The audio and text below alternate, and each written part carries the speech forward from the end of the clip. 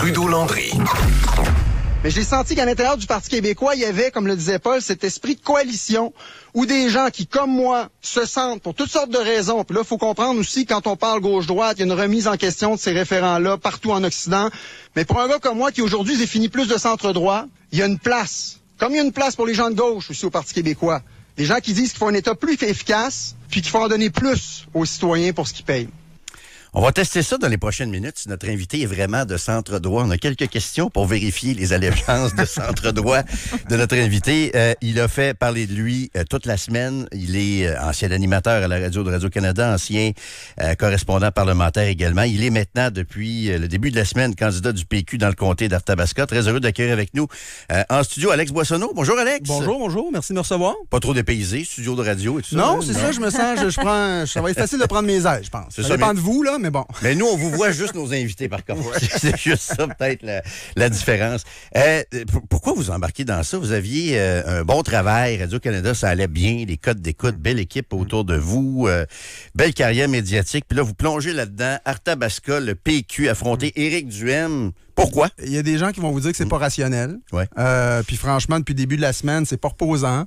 C'est un choix qui est déchirant. J'adorais mon émission. Franchement, j'avais une super équipe. C'est pas pour le profit qu'on fait ça, c'est pas pour la tranquillité, certain. C'est sûr que c'est un tourbillon, il y a eu des turbulences, puis on aura l'occasion d'en reparler. Mais à un moment donné, on dirait que l'histoire, la vie nous envoie des signes. Il y a un collègue qui me disait, le train passe en gare, puis là, on veut le prendre. On a l'impression que c'est peut-être le temps de prendre un engagement différent pour parler à notre monde. Moi, Arthabasca, je l'ai dit même à l'émission, on avait fait notre dernière, la dernière saison à Saint-Ferdinand chez nous. J'ai répété toujours à quel point cette région-là, c'est la région de mon cœur, puis elle est importante pour moi. Puis là, il y avait cette possibilité-là. Mon chef est venu 2 fois me demander si je voulais me présenter. 2 fois, j'ai dit non, mais pendant la fin de semaine, ça a percolé. Puis on s'entend que dans notre rôle, il faut que ça percole vite. Ça a percolé vite, par contre. Oui. Là, parce que vous étiez en ondes le vendredi. Puis moi, je l'ai dit à mes auditeurs. Moi, j'écoute tout ce qui se fait en radio à Québec. Donc, j'ai remarqué que vous étiez en ondes toute la semaine dernière, pas en ondes lundi matin, mais ça a percolé vite, ça veut dire. Là. Entre le vendredi puis le mardi. C'est délicat. Puis je comprends que les gens se posent des questions là-dessus, puis veulent savoir en toute transparence ce qui s'est passé. Parce qu'on a des normes et pratiques à respecter comme journaliste. Je pouvais pas avoir le micro tant que j'avais une réflexion. Même en réflexion pour me lancer, c'eût été intenable de garder mon micro à ce moment-là. Sauf que ça s'est vraiment passé durant la fin de semaine. C'est pour ça qu'il a fallu que j'agisse rapidement. J'en ai parlé à mon épouse. C'est un travail d'équipe. Il faut absolument que ma femme soit là-dedans avec moi. J'en ai parlé à mes enfants, mes parents aussi. Et là, j'ai appelé Paul pour lui dire dimanche que j'étais prêt à faire le saut. Évidemment, on a discuté de ce que ça voulait dire et tout ça. Et moi, tout de suite, j'ai contacté mes patrons, contacté mon équipe pour dire que je pourrais pas être en ondes lundi matin. C'est vrai que c'est rapide, mais ça n'a pas le choix dans notre rôle. Puis ça s'est fait dans les règles de l'art après ça avec la direction. Est-ce qu'il y a d'autres partis qui vous ont approché au fil des années? Parce que vous avez raconté, vous avez entendu dire que vous êtes allé manger quelques fois avec Paul Saint-Pierre Plamondon. Puis c'est vrai qu'on fait ça des fois dans le cadre de notre domaine. Est-ce que les libéraux vous ont fait des offres QS, la CAQ? Des remarques, rien d'aussi formel. OK. Là, rien d'aussi clair. Là, c'était plus formel. J'ai été surpris par ça, moi aussi, parce que c'était pas la première fois que je soupais avec le chef et jamais il y avait été question de ça, évidemment. C'était vraiment toujours d'un point de vue journalistique. Donc, j'ai été surpris un peu de ça. Il était arrivé dans des discussions avec d'autres partis que des allusions. Ah, tu devrais t'embarquer avec nous autres. Puis, mais tu sais, rien de clair comme ça. OK. Ouais. Avant de parler du futur, il faut revenir sur le passé. Qu'est-ce qui se passe en avril 2021? Qu'est-ce que vous vouliez faire? Parce qu'on vous a décrit comme un leader du groupe Germinal lors du Sommet des Amériques. C'était quoi votre objectif là, avec ce groupe-là qui a été bien identifié? On va vider cette question-là, puis je pense qu'il faut le faire en toute transparence. Puis j'ai eu l'occasion d'en parler quand même pas mal depuis hier. En 2001, j'avais 22 ans, j'étudiais à l'UQAM.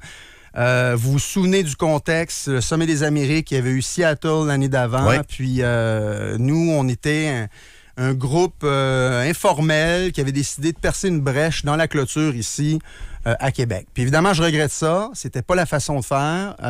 Si je pouvais parler aujourd'hui aux jeunes de 22 ans, je lui dirais... C'est pas une bonne idée, c'est pas comme ça que ça fonctionne. Mais bon, ça a été fait. J'ai été reconnu coupable d'avoir en ma possession, entre autres, ces appareils ou ces dispositifs fumigènes-là. Et bon, peine en collectivité, travaux communautaires, pardon obtenu en 2011. Puis là, ben, c'est ça que je veux exprimer aussi depuis hier. C'est que depuis ce temps-là, je pense que mon parcours parle de lui-même pour dire que je suis pas du tout la même personne. Sans faute. Comment vous vouliez faire tomber ou éventrer la barrière? Parce que je lis les articles qui ont été publiés cette semaine. La presse titrait à l'époque « Complot éventé ». Les policiers ont saisi des bombes fumigènes, des simulateurs de grenades, des bâtons de baseball, des billes d'acier pour lance-pierre. Les 7 membres du groupe se sont reconnus coupables de toutes les accusations auxquelles ils faisaient face, incluant celle de complot pour commettre un méfait causant un danger réel pour la vie des gens. L'élément déterminant de cette accusation reposait sur l'emploi projeté de cocktails Molotov au sommet des Amériques. Comment vous vouliez créer la brèche? Je vais pas refaire le procès. Je veux pas revenir en 2001. Il y a eu déjà une discussion par rapport à ça, mais je veux quand même être bien clair. J'ai jamais eu en ma possession de billes d'acier. J'ai jamais eu l'intention de blesser qui que ce soit. Ça, c'était très clair. J'ai jamais eu en ma possession de cocktails Molotov ou... Qui les avait en sa possession? Comme je vous dis, ça, j'ai pas l'intention de revenir dans le procès. Puis le complot, c'était quoi? Moi, je peux vous dire qu'effectivement, on voulait percer cette barrière-là pour aller livrer un message. C'était pas correct de le faire. On a été reconnu coupable. On a purgé notre peine. Mais ça me tente pas de revenir dans mais je veux quand même comprendre, parce qu'il y a une différence entre des gaz lacrymogènes, puis un cocktail Molotov, puis des billes. Là. Je veux dire, c'est très, très différent tout ça, mais il y a la notion de complot là-dedans. Vous complotiez pour faire quoi exactement, puis avec quels instruments? Bien là, comme je vous dis, on a été reconnu coupable de ces accusations-là. On a purgé notre peine. On n'avait pas l'intention de blesser qui que ce soit. Et mon parcours démontre que je suis pas ce genre de personne-là. Qu'on avait des idées à ce moment-là qui se sont mal, qui ont mal tourné, qui sont pas exprimées de la bonne façon, et je regrette ça. C'est pas de minimiser ce qui s'est passé, mais c'est qu'à un moment donné, je pense qu'il faut être transparent, mais il faut aussi passer à autre chose. Moi, j'ai pas le goût de revenir dans les témoignages de ci et ça. Ça a déjà été un moment difficile à traverser. Ouais. Puis l'idée, à un moment donné, aussi, avec tout ce qui s'est dit, c'est quand même de rectifier les faits, de dire que moi, j'avais pas ce matériel-là, moi, j'avais pas l'intention de blesser qui que ce soit. Et à un moment donné, on parle d'Arthabasca. Mais quand même, c'est pas banal. Est-ce que c'est vrai que vous avez demandé à un agent infiltrateur de la GRC de transporter des cocktails Molotov? Il avait été décidé par les gens qu'on n'irait pas dans cette direction-là. Il avait été décidé par le groupe qu'on ne voulait pas blesser personne, puis qu'il y aurait eu un risque avec ça de blesser quelqu'un. Là, ce que les agents ont dit, il y a eu de la preuve qui a été retenue, d'autres qui n'ont pas été retenues, un juge qui disait une chose, un autre juge qui disait autre chose. Comme je vous dis, je pense que c'est pas ce qui est important à l'heure actuelle. Ça, c'était en 2001, il y a 24 ans. Après tout ça, bon, vous avez fait une quarantaine de jours de prison, détention préventive. Il y a eu une peine de prison également qui a été... c'est une peine de 6 mois de prison. Mais, en collectivité. Mais c'est de la prison quand même. Là. C'est du sérieux quand même. C'est quand même pas une peine au centre correctionnel, mais oui, absolument. C'est une peine de prison. À quel moment vous cessez d'être altermondialiste et que vous cessez d'être extrême gauche? Y a-t-il une réflexion pendant la sentence, après la sentence? Comment tout ça se passe, là? Bien, c'est une bonne question. Pendant la sentence, après la sentence, c'est un long processus. Ça n'arrive pas du jour au lendemain, évidemment.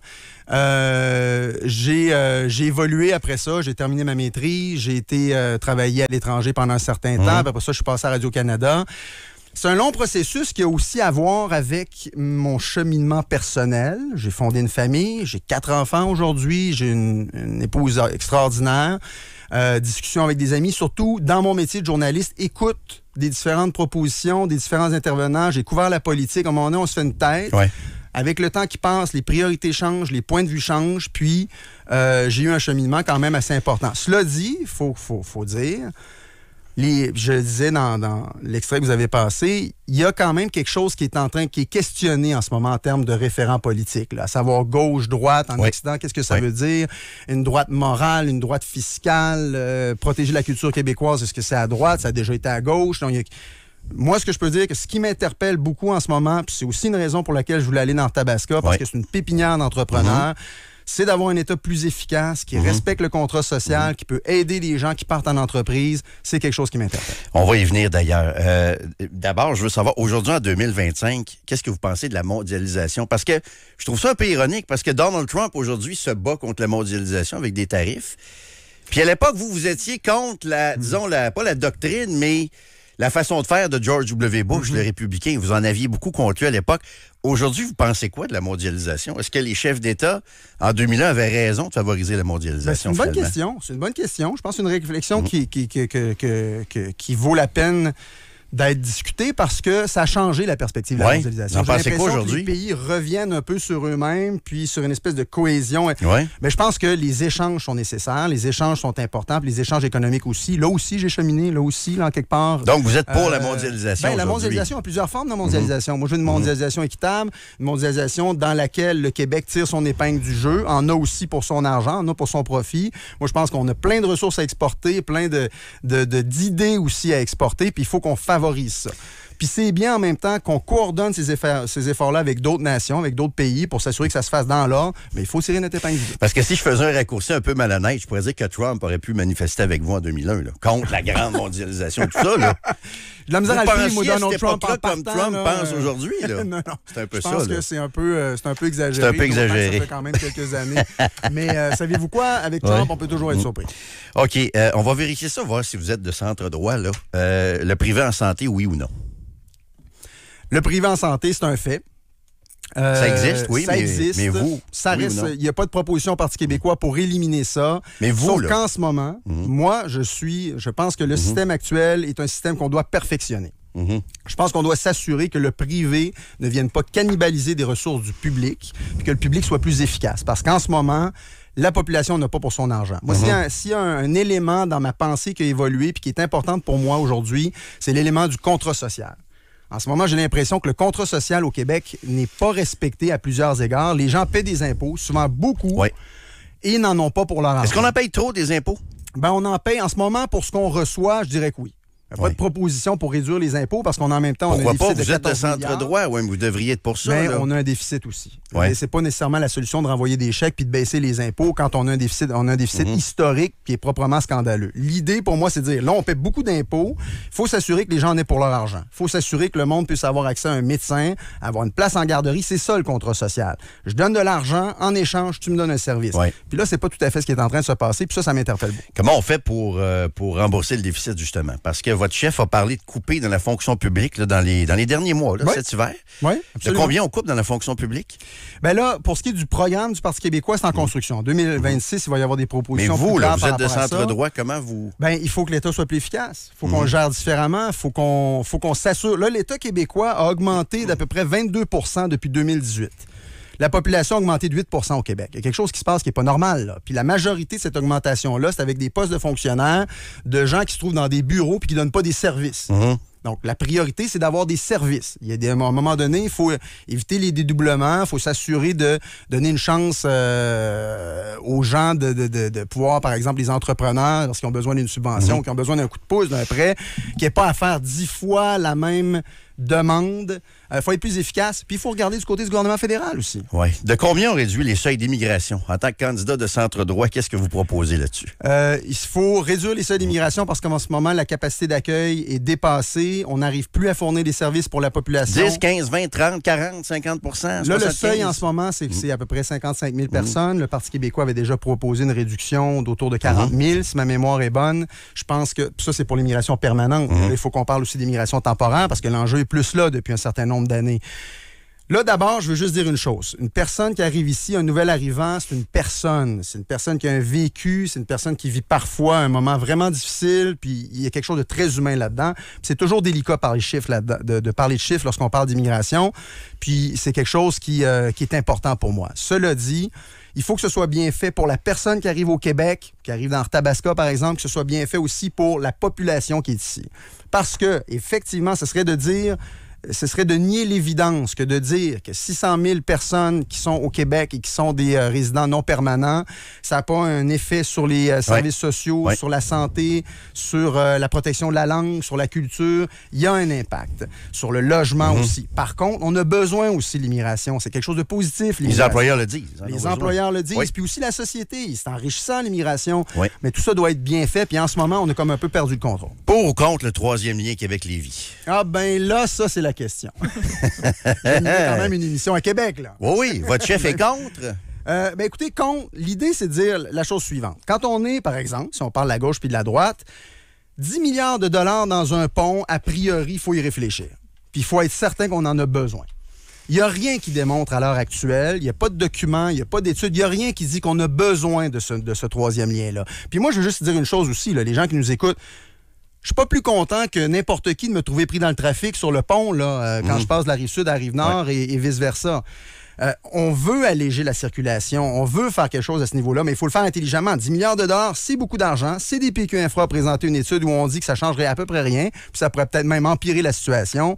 Faut regarder ce qu'il y a sur la table. Si à un moment donné, on arrive dans une situation où on dit, ben ça prend ça, ce serait bon pour la région, puis qu'il y a une démonstration à faire, puis qu'il y a une démonstration qui est faite, peut-être que ça sera un projet appuyé. Moi, je suis pas fondamentalement contre le projet parce que ça s'appelle troisième lien. Il faut juste qu'on démontre qu'il y a un vrai besoin. Puis en ce moment, c'est pas fait encore, OK.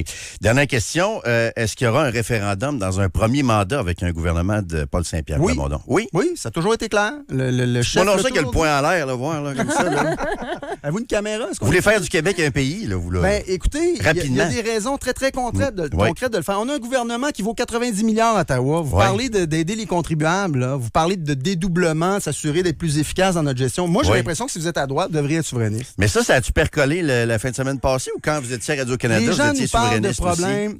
J'ai toujours été souverainiste. Okay. Ça, c'est certain. Pourtant, vous étiez à Radio-Canada, une institution fédérale. Surpris, hein? Donc, quand je vous écoutais à l'émission du matin, à première heure, vous étiez déjà séparatiste. Est-ce que vous auriez pu le dire? Pas nécessairement, pour être honnête. Non? C'est ça la question. C'est ça, à un moment donné, qui est important de dire. Quand on est journaliste, là, c'est pas parce qu'on est des robots, là. C'est pas parce qu'on n'a pas d'opinion et qu'on n'a pas des discussions parfois les patrons, autour de la est-ce que table. les patrons vous posaient la question avant de vous embaucher? Êtes-vous séparatiste, C'est pas fédéraliste l'affaire. ou Les non? patrons font pas un registre de questions selon votre idéologie. Non, c'est pas comme ça que ça fonctionne.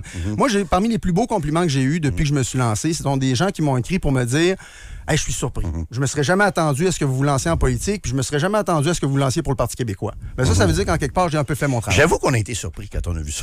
Ben, vous n'êtes pas le seul, puis je le prends comme un compliment, parce que comme journaliste, c'est important de le faire. On tend vers l'objectivité, on veut être objectif, mais ça ne veut pas dire qu'on n'a pas d'opinion. Alex Boissonneau, bonne campagne. Ça prend du courage pour descendre des estrades et se lancer officiellement en politique. Vous la souhaitez quand, l'élection? Ben d'abord, pensez-vous qu'il va y avoir une partielle? Moi, j'entends des rumeurs d'élection anticipée. Je ne sais pas jusqu'à quel point il y a des chances. J'entends ça, moi aussi. Mais comment vous la souhaitez-vous le plus tôt possible? Qu'est-ce que vous souhaitez? Moi, je pense que le plus tôt, c'est le mieux. Ouais. Parce que les gens ont besoin d'une voix. Les gens de l'Arthabasca ont besoin d'une voix à l'Assemblée nationale. Donc, là, on est prêt à faire campagne. Moi, je me lance. Il y a le tourbillon de l'annonce et tout ça, là, mais je me lance dans mon coin de pays pour parler aux gens. Donc, si on peut le faire rapidement pour pas que ça arrive non plus à un moment où les gens n'ont peut-être pas la tête à ça, là, on s'en va vers l'été. Donc, j'aimerais ça que ce soit rapide. Mais qu'est-ce que vous voulez que je fasse? Hein? Je peux juste attendre. Merci, M. Boissonneau. Bonne campagne à vous. M. Landry, merci beaucoup de On se m'avoir reparle au plaisir. Midi 40 minutes. Vous écoutez Trudeau-Landry au FM 93. 25 226 pour nous joindre. On revient.